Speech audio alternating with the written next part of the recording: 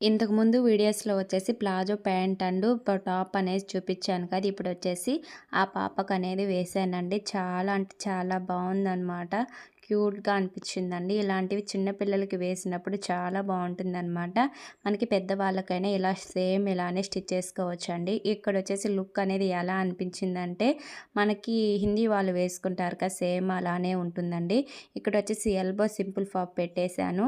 And ఈ మనకి readymade టైప్‌లోనే నేను చూపించాను కదా! రెడ్ కలర్ అనేది సేమ్ అలానే ఈ టాప్ అండ్ ప్యాంట్ కూడా స్టిచ్ చేశానండి. ప్లాజో ప్యాంటు అండ్ టాప్ వచ్చేసి సైడు కట్స్ అనేవి వచ్చినాయన్నమాట రెడీమేడ్ దానికి. కానీ నేను కట్స్ అనేది పెట్టలేదు. ఎందుకంటే ఇది ఓన్లీ పైన ఫ్రాక్ వర్క్ అయినా యూజ్ చేసుకోవచ్చు. అందుకోసం అని చెప్పేసి నేను కట్స్ అనేవి పెట్టుకోలేదు. ఇలా పెట్టకపోవడమే మంచిదండి. పిల్లలకైతే కట్స్ అనేది అవసరం లేదు. అండ్ ఈ వీడియో అనేది నచ్చితే ఒక చిన్న లైక్ చేయండి, షేర్ చేయండి, సబ్స్క్రైబ్ చేసుకోండి.